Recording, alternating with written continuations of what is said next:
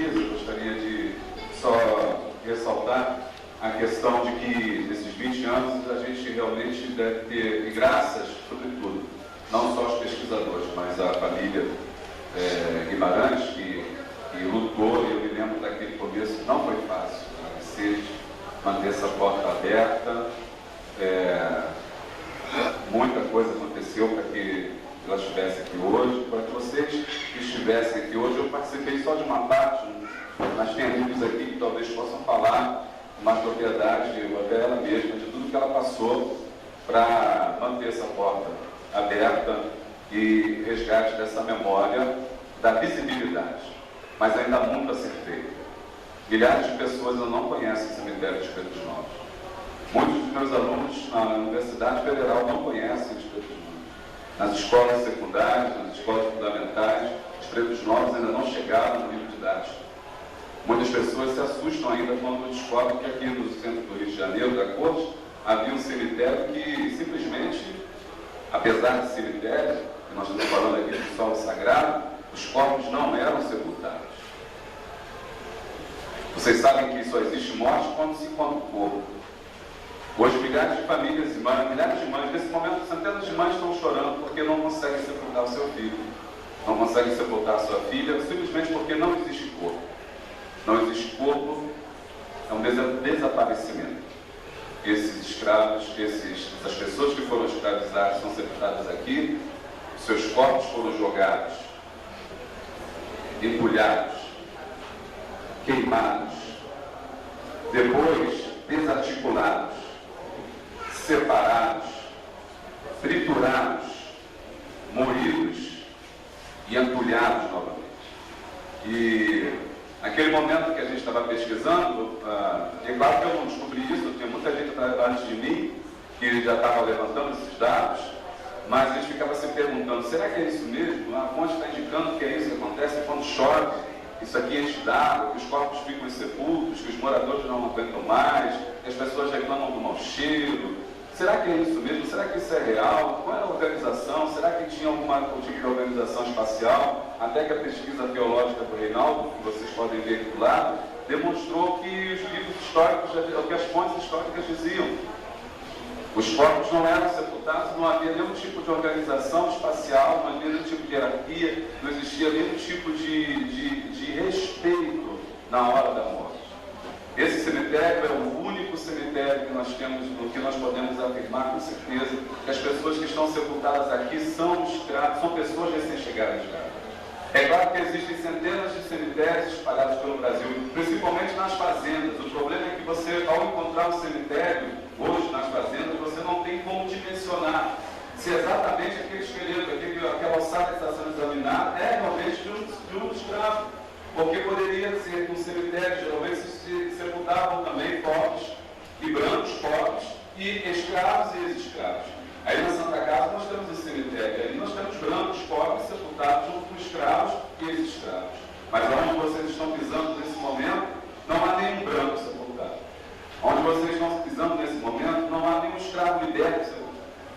Onde vocês estão pisando aqui são pessoas que acabaram de chegar em África. E se nós quiséssemos saber, e alguns pesquisadores já dizem que para entender o Brasil é preciso entender a África, aqui nós estamos num pedaço da África, porque nós estamos pisando num solo, encharcado pelo sangue dos nossos irmãos, que foram acorrentados, trazidos, violentados, mortos e jogados aqui. E jogados aqui como se coisas fossem, afinal a escravidão pressupõe que o ser humano pertence a alguém, ele é de alguém. Mas essas pessoas que estão aqui sepultadas não pertenciam a mais ninguém. E por não pertencerem a mais ninguém, eram jogadas num campo que se dizia santo, pertencente a Santa Rita, para cheirarem mal, para apodrecerem ao relento. Essa dimensão da morte é muito cruel, porque impede que aqueles que conhecem um pouco de religião, seja qual for a religião, o sepultamento ele é importante. Pelo menos, ainda que não se tenha religião, a dignidade humana, acima de tudo. É isso que nos distingue dos cães, dos animais. E o arcebispo, já em 1750, precavia que todos os senhores sepultassem seus escravos de forma decente, porque haviam sido batizados. Esses escravos, nos quais essas pessoas que estão sepultadas aqui também foram batizadas, deveriam ter tido um sepultamento digno, seja qual for o sepultamento. É um soco no estômago a gente pensar sobre isso. É um soco no estômago a gente pensar que aconteceu isso bem perto de nós. E que se não fosse o cheiro desse cemitério, se não fosse o incômodo, ele estaria funcionando. Porque o cemitério fecha em 1830, mas o tráfico continua até 1850 e a escravidão prossegue 30 anos depois disso. Todos nós aqui podemos fazer parte dessa história.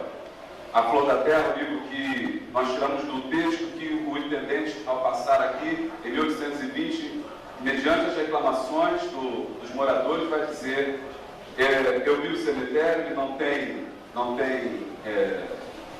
muro, ele não tem frente, ele não tem porta, os corpos são sepultados, os corpos não são sepultados, mas são entulhados e estão à flor da terra. E como eu digo a flor da terra, me lembra uma metáfora da semente. Uma semente. Eu acho que cada um desses que foram sepultados aqui é uma semente. Uma semente que brotou, que vingou. É a nossa história. E cada um dos senhores também fazem parte dessa história. E podem ajudar a levar essa semente. Dizendo que existe um cemitério de escravos, onde aquelas pessoas não eram sepultadas. E todos nós saímos daqui não só com esse gosto de que fizemos alguma coisa nesses 20 anos, mas que nós ainda podemos fazer muito mais. Nós ainda podemos trabalhar muito mais. Que o poder público ainda pode fazer muito mais. E cada um de nós ainda podemos fazer muito mais. Não importa qual seja o tamanho da sua semente. Alguns aqui têm uma semente maior que a outra, mas todas são sementes. Porque todas são capazes de frutificar e de gerar uma mudança. E a mudança que se espera que se gere é uma mudança de posicionamento da nossa sociedade em relação aos nossos antepassados e, sobretudo, aos afrodescendentes, que ainda vivem num Brasil de exclusão, ainda vivem num Brasil extremamente excludente. Acho que essa invisibilidade que o cemitério tinha e que essa visibilidade que ele tem hoje possa ser passada para os descendentes dessas pessoas que estão sepultadas aqui. Que o negro, que o preto seja visto como uma pessoa que tem o direito a todas as coisas que os brancos têm, a todos os acessos que os brancos têm, a todos os direitos sociais conquistados, porque afinal de contas nós não contribuímos para a formação desse país, nós construímos esse país. E é sobre o sangue deles. E eu queria que vocês pensassem sobre isso, que nós estamos hoje aqui, com todo o respeito, com toda a nossa reverência, independente do nosso credo religioso. Estamos aqui hoje pisando no solo sagrado do cemitério dos Pretos Novos. Com isso eu encerro a minha fala e já passo a Mercedes, que é a responsável